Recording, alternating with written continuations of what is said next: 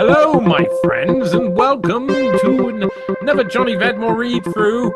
We're going on an adventure today. We're going back in time. Not that far back in time, actually. I'm saying back in time to, really, for the article, is 4 years. 4 years has passed. It's quite strange. 4.5, maybe. This was 2019, but it's still ahead of its time. I don't know if anybody else would have outed her beforehand as an Epstein associate, but it was definitely me who got there and revealed about this lady no one had talked to. Now, I'll talk about who she is and I'll name her, and no doubt YouTube will find that this video is removed. YouTube will have to remove it because her legal teams will act. It's available on Rock, Flynn, and Rumble too. But there's no doubt that when this goes up on YouTube, this will be brought down eventually. Because the lady's name's Nicole Junkermann, Countess Bracetti Peretti. In her Italian title is married to Count Ferdinando Bracetti Peretti of the Bracetti Peretti family, which was once just a Peretti family, but married and combined the names. And these are like high up elites from Italy. If anybody knows about politics, global politics, the family bloodlines and all of that, you know, the nobles in Italy have a weird, like, high level, high place in all of this. So it's not a surprise this is the one I've had the most pushback from. In actual fact, she's taken me to court in multiple countries. She's had microtaskers work to have my name removed online. At one point, there was probably more.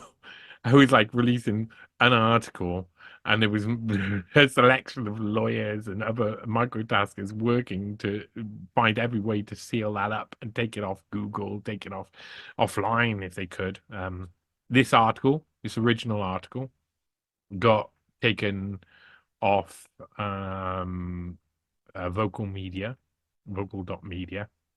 They just floated on the market, and I'd been one of two of my posts, at least two, maybe three of my posts. It might have been three. Three of my posts were their top posts in a month. I was writing a couple of good things for them, and I mean, my first Theresa May article had them really excited because, of course, they wanted me to write about weed. That's what they come to me and was like, we noticed you wrote a couple of articles about marijuana. Maybe you want to continue writing articles about marijuana. So I go, yeah, no, I don't really want to. I want to write about stuff that's interesting.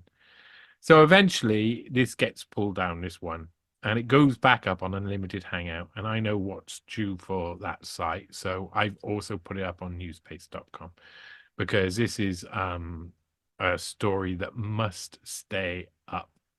This is an article that must stay up. And I tell you, it brought me a lot of attention. Listen to me leaving my phone on like that. How viciously awful of me. It brought me a lot of attention, some of it negative, some of it positive, but it brought me a lot of attention from the independent media.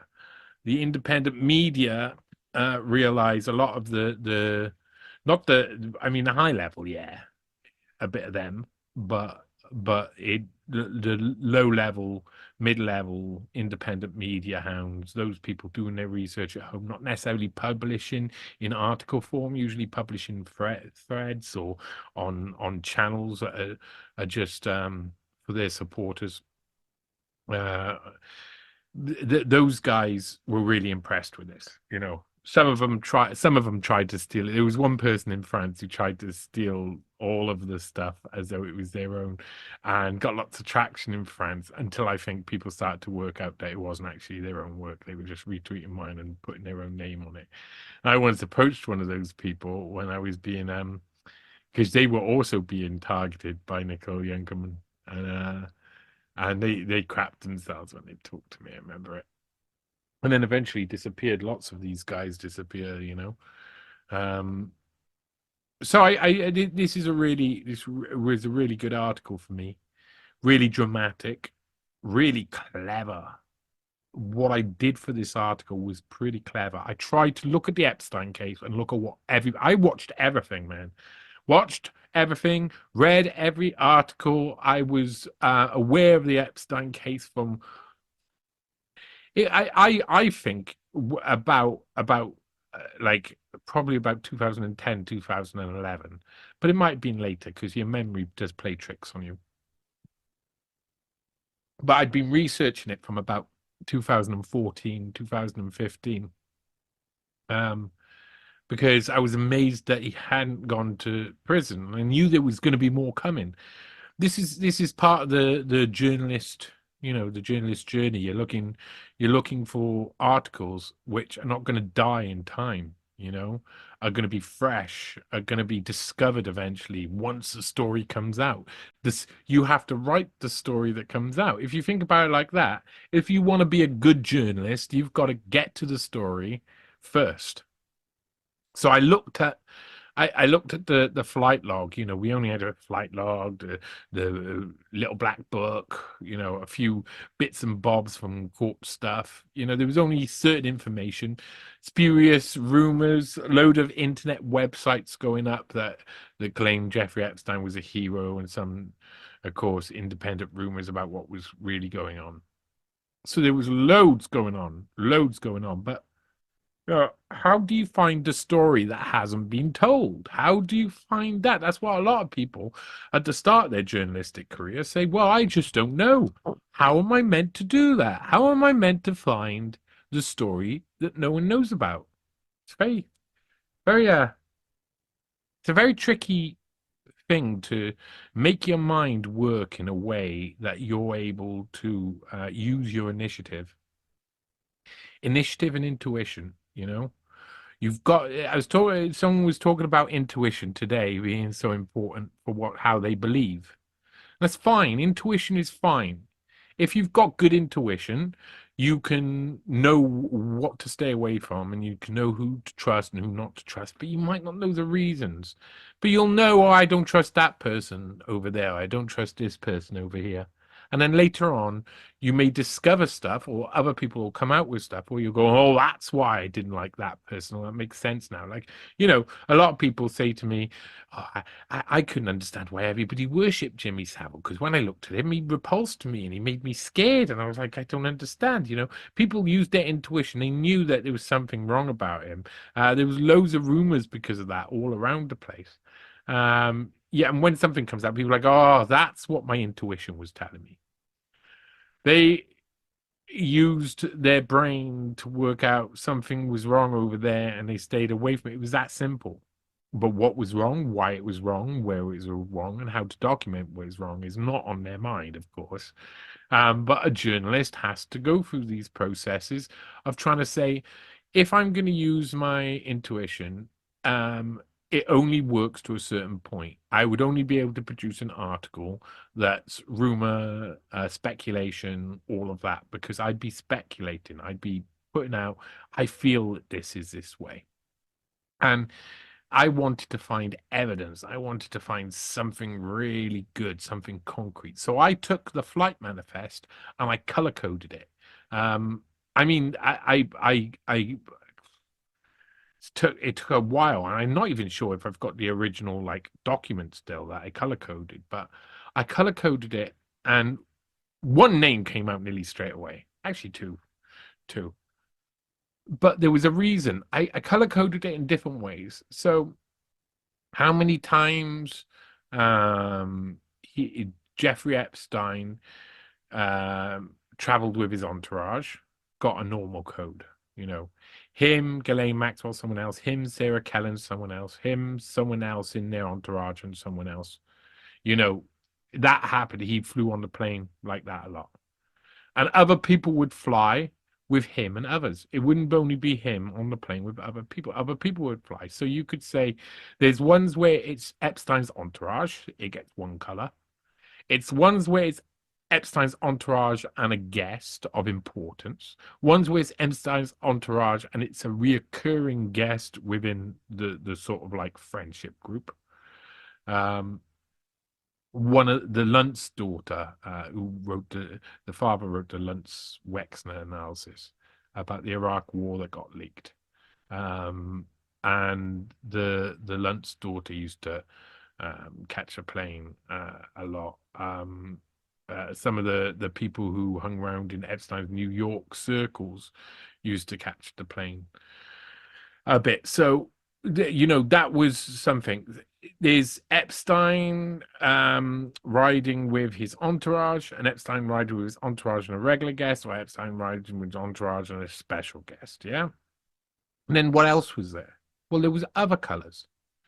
The plane being used without Epstein there. So Epstein sometimes would get the plane, send the plane to pick up Alan Dershowitz, and Alan Dershowitz would fly alone on the plane back to Epstein and be brought to Epstein. This happened on a couple of occasions with a few people. So that's a fourth color down there. And then there was one other color that I put down, one other note that I put down when I was looking through these. Times where Epstein flew alone with somebody else. Now, I only had the limited, it was probably, I think it's something like 1998 to about 2002 flight logs for at least I say one of the planes. If I remember correctly, at one point there was like two planes that were working in tandem of each other. But basically, the Lolita Express flight logs, there was that color had only two marks throughout all of these years of people flying backwards and forwards on the plane. When you looked at all of them, Epstein only flew alone without his entourage on two occasions. Now that is suspicious, isn't it? If you're looking at patterns and you're looking, Epstein flies with lots of people. Epstein flies with lots of people and a special guest. Epstein sends his plane to get someone. Epstein flies with Ghislaine Maxwell or someone. Epstein flies alone without any of his entourage with one person. Really super rare. You know, the rest of them were regular, but that was really super rare. So who were they? And there was one, and he wasn't that important. I can't remember the reason why I didn't go into it fully, but for some reason I didn't go into it fully. But the other one was a woman who had been on the flight manifest twice. One time with someone who I think she had been involved with while she was at Harvard. And another time alone. That's really super rare. Just her and Epstein. He traveled twice in that weekend. Was it August the 30th? I think that it leaves, and we'll find out now anyway when I'm doing the read through. August the 30th, the plane, 2002, the plane leaves the tarmac in Paris. It's not the main airport. I think it's Saint-Oubli or something like that. It's called. I can't remember. What the airport's called. And they flew to Birmingham Airport. Birmingham Airport's a really weird place to fly to in Britain. You know, there's Luton, there's Heathrow, there's Gatwick, Stansted, all down that way. So maybe it's like, oh, well, those London's ones are busy, expensive to land or something. Well, there's Manchester, Bristol. You know, there's a load of airports dotted around the place in the UK. So why Birmingham, of all places? Birmingham Airport is in the south of Birmingham, which is useful for where they were going. You know, the second part of this, I find out where they were going rather than just finding out who it is, because this first part, wow, it shocked me. I didn't expect to find this. I thought, who's this woman? No one's talking about Nicole Junkermann. Who is she? Why? Why did she fly on Epstein's plane? What's going on? And so I went into a world of investigation and came out the other side without knowing who Nicole Junkermann is, knowing eventually what they were doing that weekend, and eventually being attacked by her in such a manner that I had to finish the job and find out her whole life from 1995 to the present day. And now, well, she's in business with Elon Musk now. She's part of Skylink. She's part of SpaceX, even. That's pretty big. And that's partly because her own satellite telecommunication company was bought out by them. And that's how she got in. But it's not only SpaceX she was trying to get in, infiltrate at one point. There's also other things. Let me share my screen. We'll go through this, and we will go through this. I don't think you can see what I'm doing. I'm just lowering that down. Ooh. Let me just change my screen settings a little bit.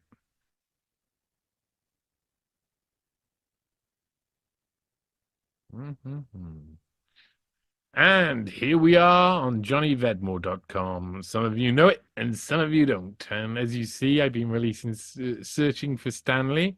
So Martin Luther King, Watergate, Kent State Massacre, and Wounded Knee have come out over Christmas. Got to have a read throughs. And of course, you can go down here and it will tell you. It will show you many of the posts, and you can search on the bar.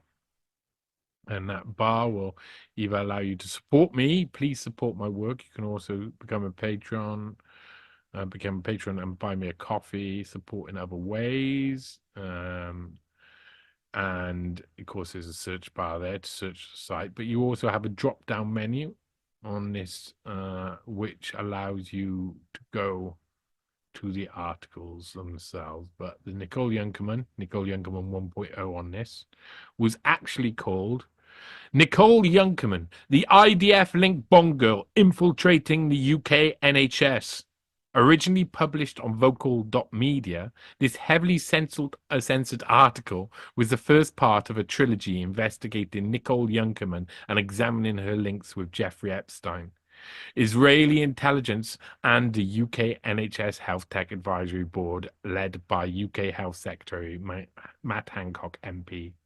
This article was eventually pulled down and censored by Vocal.Media. And there she is, Nicole Junkermann there. Now, this is from a public site, this picture, but this is one of the tools she uses to censor. She tries to say that that image is copyrighted. Yeah, it's not copyrighted at all. It comes from a public site. This is a news article, and it's been changed in a certain way. That means it isn't. But it's one of the ways that she does or has in the past. I don't think that will be an easy sell for her eventually, but it's one of the many different ways. Other than that, she's just tried every way to have me pulled offline. What she does, I mean, I'm not going to, but I do have her phone number.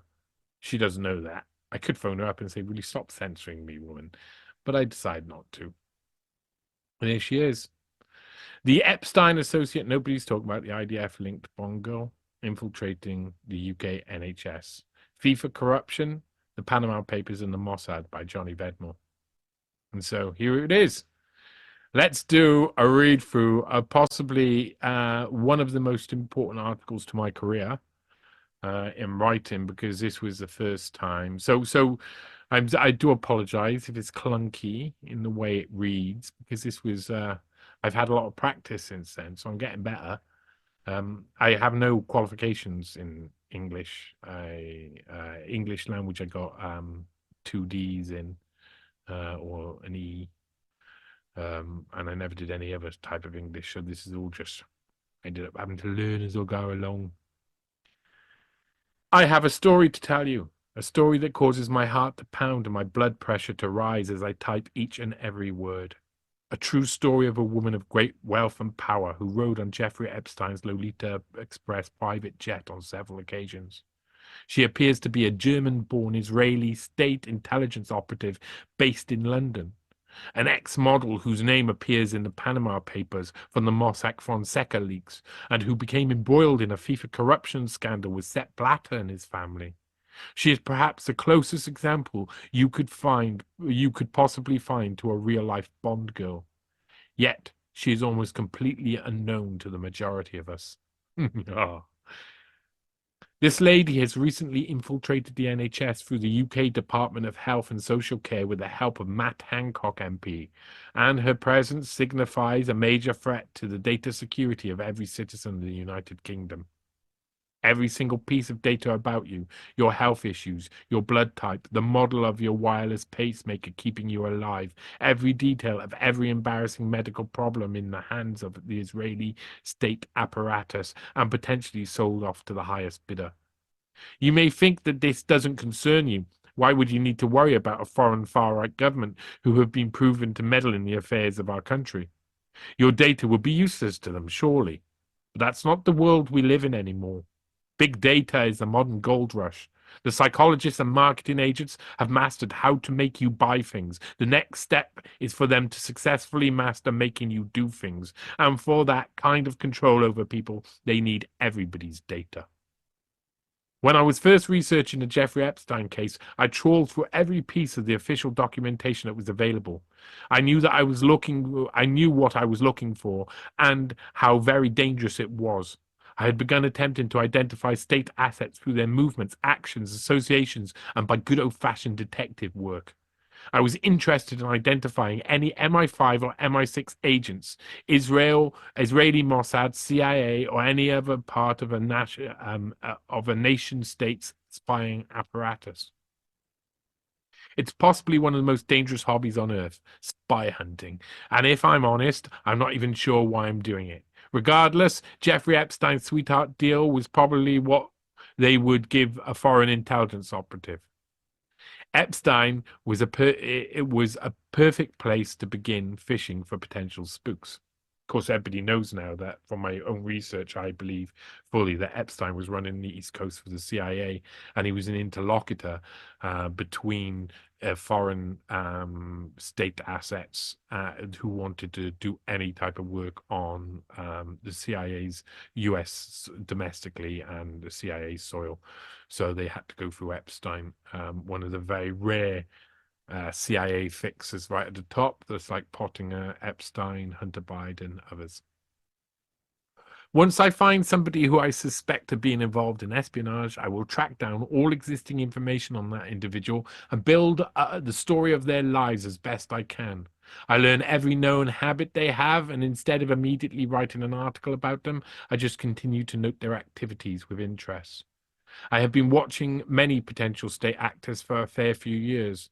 I've also missed out on breaking a few good stories by waiting too long. But I don't want to simply show you the past as much as I want to show you the present and even possibly the future. Investigation Manifest.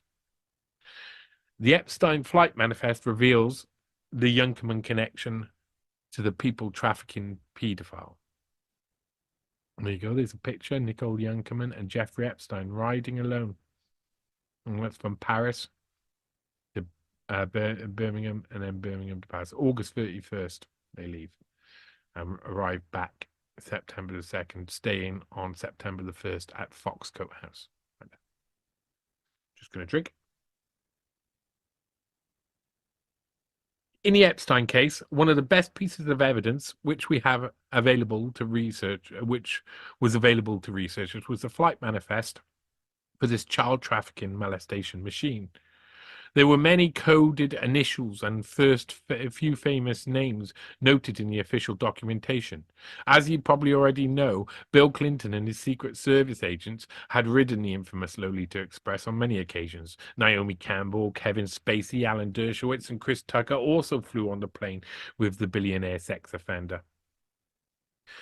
We all build up recognizable patterns of behavior over time. When you investigate someone, you usually start by identifying these patterns and then looking for any divergences from the anticipated outcomes.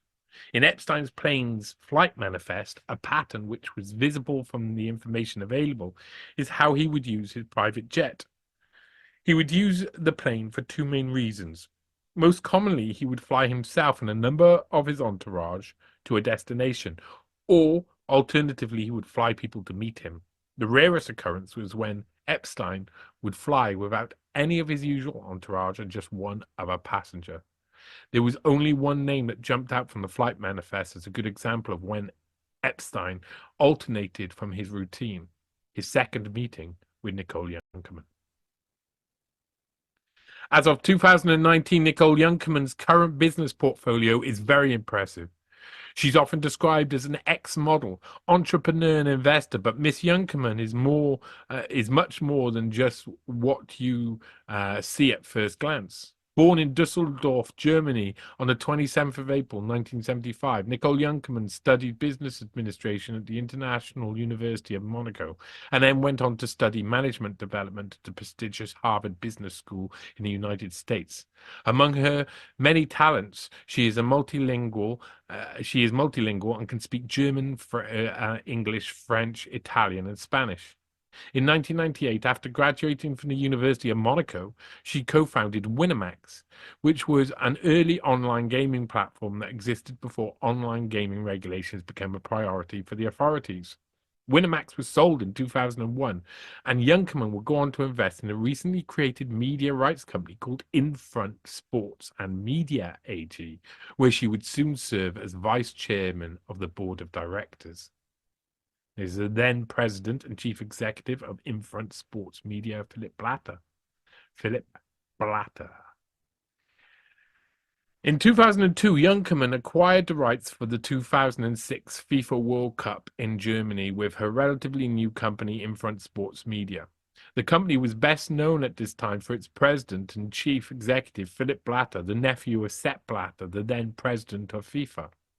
This overt corrupt nepotism left Junkermann's Infront Sports and Media as a company to market the TV rights to future major FIFA tournaments. The company went on to acquire the rights of all FIFA World Cups, and even though this deal was watered down in 2006, in 2011, FIFA again gave Infront permission to sell TV rights in the Asian markets for 2018 and 2022 World Cups. During her time at Infront Sports Media, Junkermann would be caught flying on Jeffrey Epstein's Lolita Express on 3 occasions. The first flight, recorded on the 22nd of March 2002, she would share with Epstein, Sean Koo, and one other passenger. But it's her second trip which really stands out. On Saturday, the 31st of August 2002, Jeffrey Epstein and Nicole Junkermann would fly from Paris-Le Bourget Airport to Birmingham Airport in the UK alone. They would return to Paris via the same route on Monday, the 2nd of September 2002. For Jeffrey Epstein to fly without any of his normally present entourage is very unusual. So what was happening that weekend? I've done a lot of research on these dates, but as of yet, I do not have answers. I do. I found the answers the next month in actual fact. At that time, Junkermann was 27 years old, so it's very unlikely that they were dating, as everyone knows Jeffrey Epstein isn't interested in fully sexually developed adults. Finding this anomaly on Epstein's plane's manifest encouraged me to look deeper into the life of Nicole Junkermann, and amongst other things, whether or not she had any links to the state intelligence agency. Were Junkermann and Epstein meeting alone for innocent reasons? Even though Junkermann had made many investments already, she might have been trying to get more funds from eager investors like Epstein. How Epstein originally accrued his billions is still quite a murky subject in itself. Whatever the reasons for these two incredibly rich people being together, this meeting was a very private one.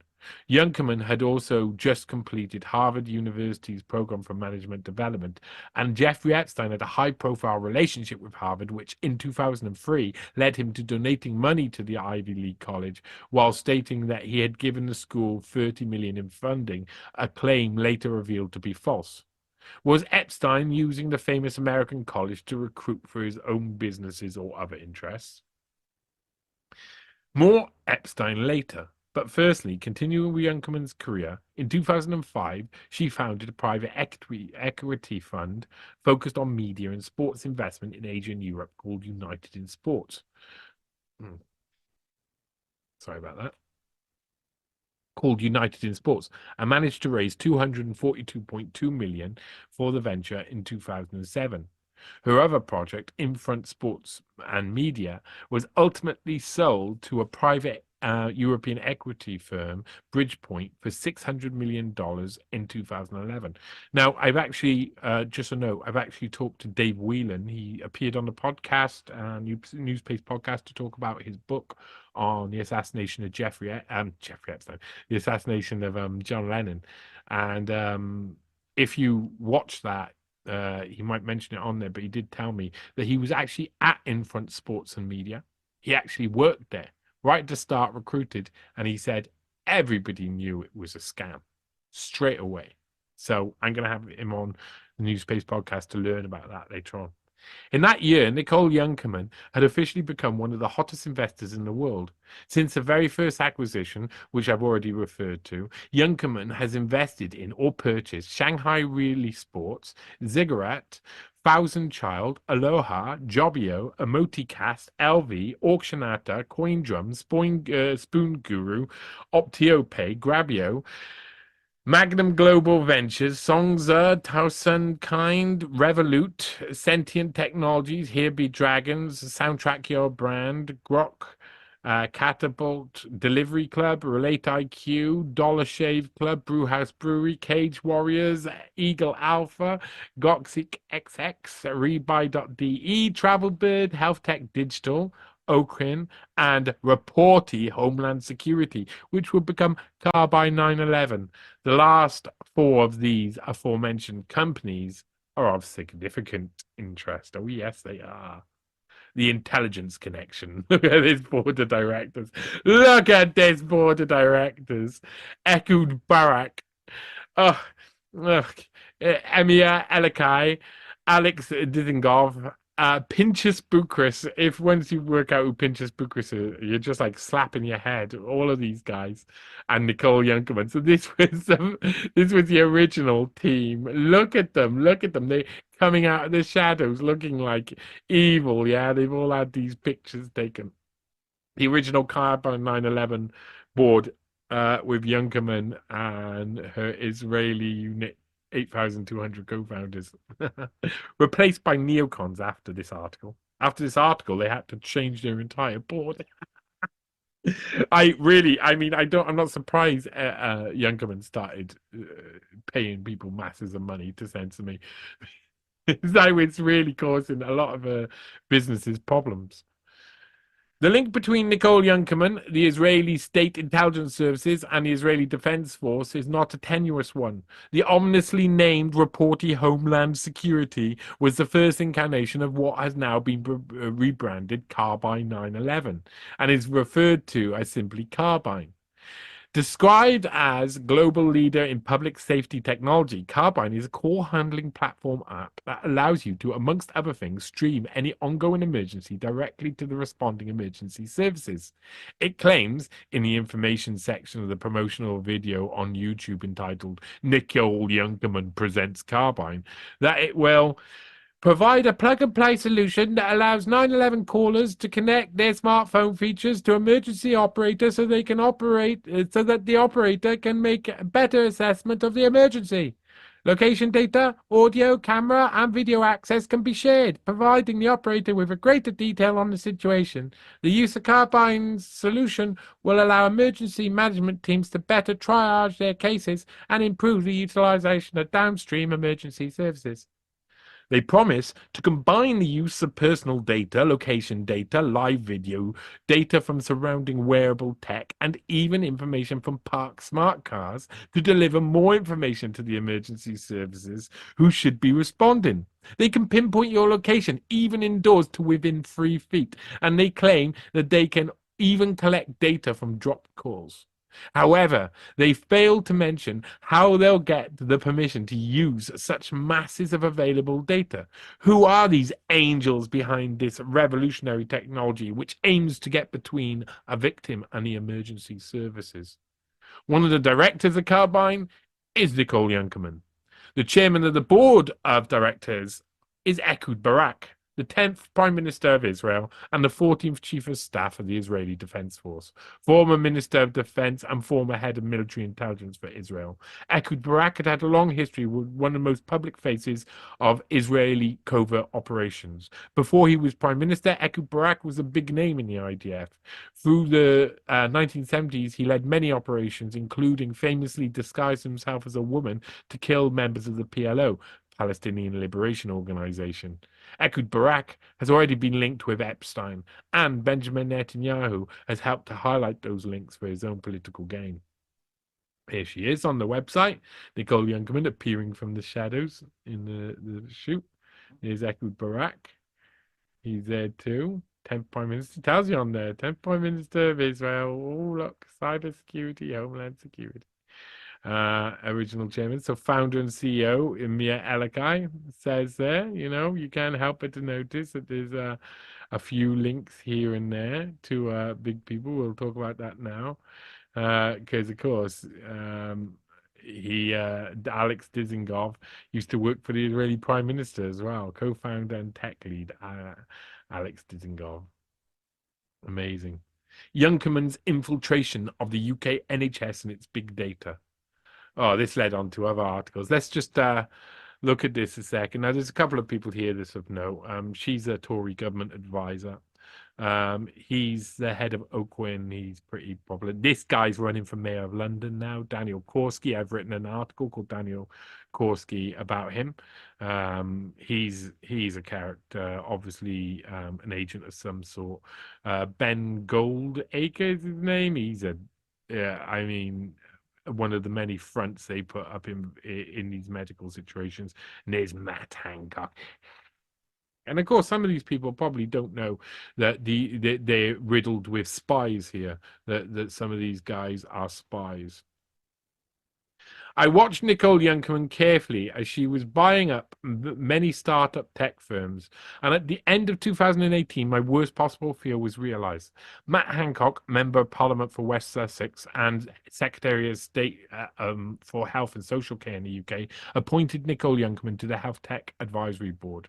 For the vast majority of people living in the United Kingdom, the NHS is an institution which we cherish and adore. Many of us will protect the National Health Service with our lives, because of what it's done for us in our darkest days.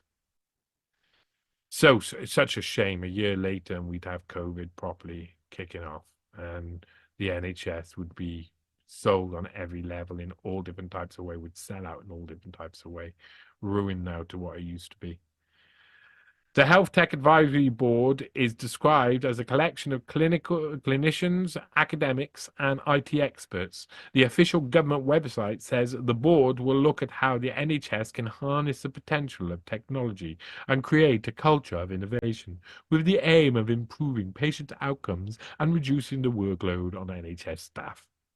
It fails to mention why it requires an Israeli intelligence-linked venture capitalist who has been involved with multiple scandals. Their first official meeting took place on the 19th of November 2018. See Appendix 1 for the other members of the Healthtech Advisory Board. The two members which are of note related to this article are Nicole Junkermann and Parker Moss. The latter happening to be the Chief Business Officer at Oakwyn, which is one of many companies in Junkermann's vast portfolio. Oakwyn is an AI startup that uses machine learning to augment medical and biological research. On its own, the company would probably be a perfect fit for the future of the NHS, but because of its connections to Nicole Junkermann in Israeli intelligence, Oakwyn should be seen as too much of a risk to the data protection for NHS users.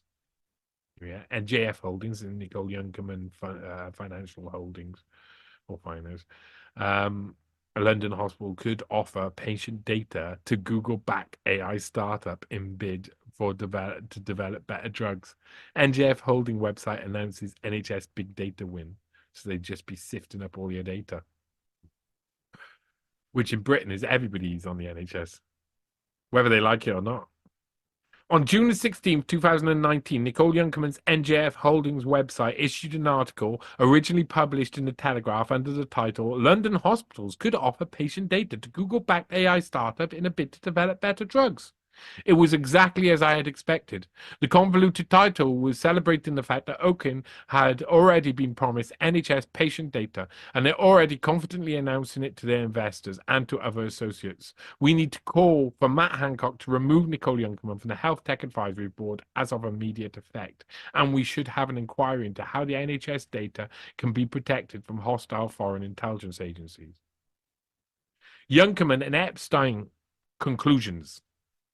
I believe that the future unsealing of previously hidden evidence will confirm that Jeffrey Epstein had been working for multiple intelligence agencies. Yes, he had. But he is most likely to have been recruited by the Israeli state. I don't even believe that myself anymore. Junkermann has managed to avoid her connections with Epstein being out in the open until now, but she is skilled at controlling her public profile. Nicole Junkermann has become more powerful over the past 8 years than I have seen, and I have seen negative information relating to her previous scandals be removed from search results. Go check yourself. Type in Nicole Junkermann on Google search and go through all the articles which appear. They are overwhelmingly positive or simply relate to one of her businesses, and this is very different to what you would have found only a few years ago. When I first started investigating Nicole Junkermann, there were many negative articles which have all vanished. I'm not even sure that this story will survive, and I was bloody right about that. I mean, 3 different websites have had it now, and I do think that the one website is on before is at risk as well, just because I know what's going to happen to it. Appendix 1. The other Healthtech Advisory Board members include Rachel Dunscombe, who was the CEO of NHS Digital Academy and Director for Digital in Salford Royal NHS Group, but since has been appointed to the Healthtech Advisory Board. She has also joined Class Arc Collaborative as their global non-US leader and senior tech evangelist. That's an important role. Tech evangelists work out what technology needs to be created for their technology to be created. So they go to other companies and try and convince them to create it, and then et cetera, et cetera.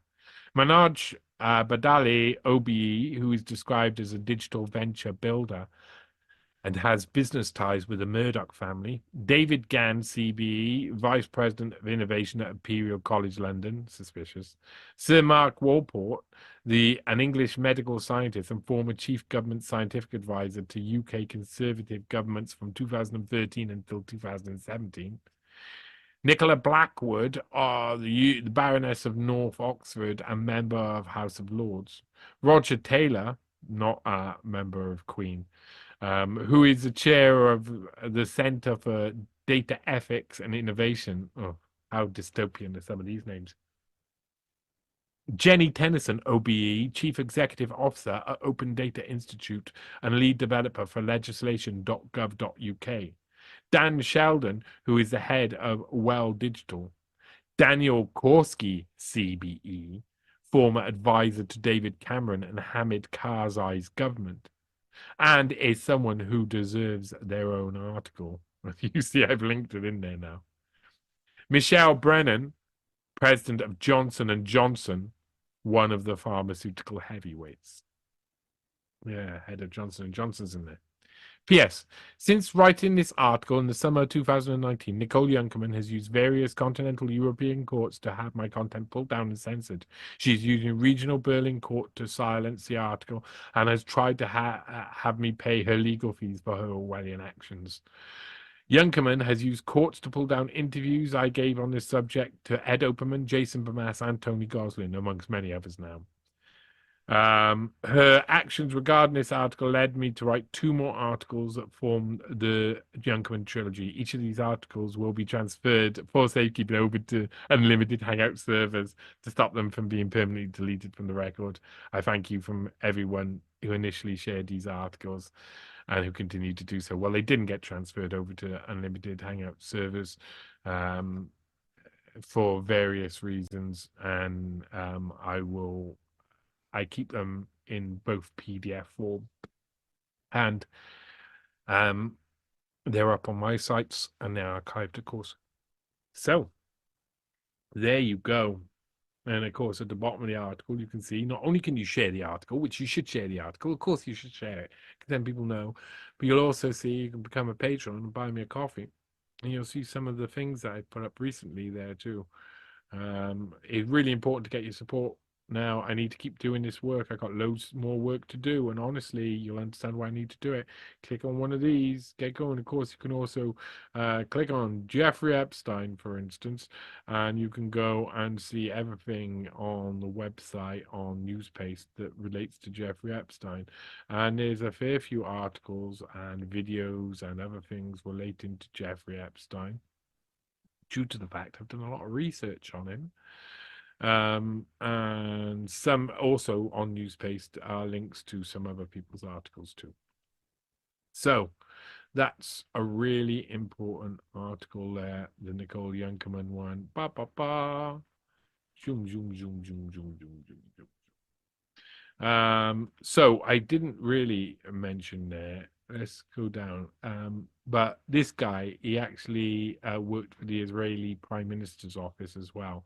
So all of these guys here were high-ranking Israeli guys, and then there was Nicole Junkermann, which made me think she was Israeli. But my friends, I no longer believe that Epstein is Mossad. I think that's just so simplistic. I was simple about it.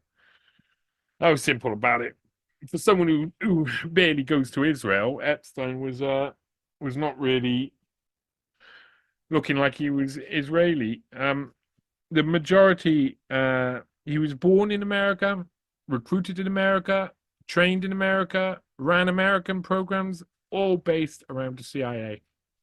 And in the end, they have put out a load of operations to distance him from the CIA, or you're going to get congressional hearings, calls for congressional hearings, call for Senate hearings, and there's no point in even risking it. So they kept calling him Mossad over and over again, and people went, "Oh yeah, he's obviously Mossad." And I just don't believe it. Just don't believe it. I mean, I've looked at all the evidence. People say, but what about all of the Jewish groups who were helping him? Well, the American Jewish groups that were all linked up with different members of the CIA and stuff. What, those Jewish groups? Yeah, yeah. Oh, because they're Jewish, they're the Mossad, aren't they? If you're Jewish and you're in America and you're born in America and trained in America by the CIA, you're CIA, you bloody idiots. Yeah, the CIA is indistinguishable from Mossad, and Mossad do things on American soil, but they got to get permission off the CIA. So they go to people like Jeffrey Epstein and say, "Excuse me, I want to do these operations." And Jeffrey Epstein forms relationships on behalf of the CIA for these people. That's what's going on.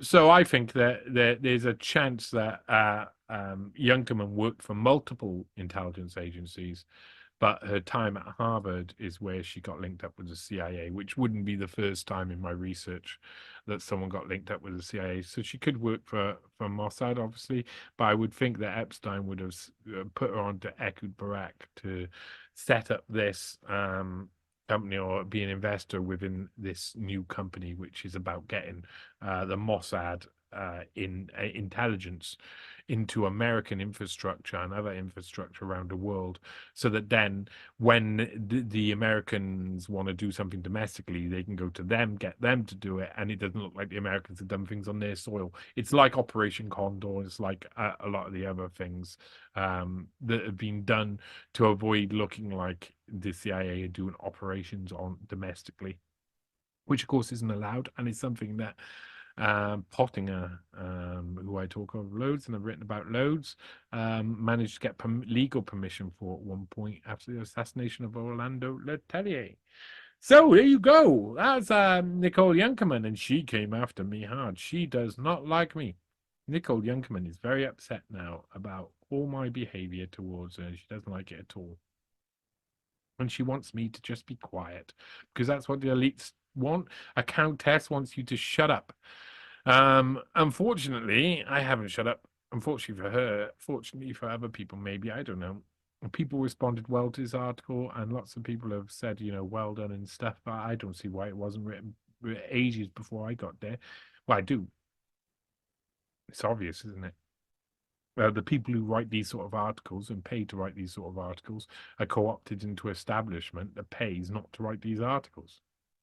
So I'm not part of that establishment, so I don't get paid by them. So I need your help and your support to continue writing these articles. And that's why people like me need your help. I'm not just saying it because I want to buy extra heroin to stick in my eyes. I only do that on the weekends. So on that note, I hope you have a lovely time this year, and I hope this year hasn't been too bad. It's coming up to the close of this year. I want to say thank you for your support so far. Thanks for watching. Keep watching. There will be another 2 parts of this coming out soon, another 2 parts, and some other things coming out soon, and more things coming out soon. I just keep releasing stuff. So keep watching. And I really thank you for joining me here on another Johnny Vedmore read through.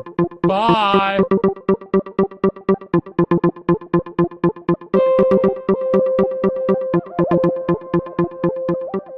Young generation, like Prime Minister Trudeau, President of Argentina, and so on, that we penetrate the cabinets.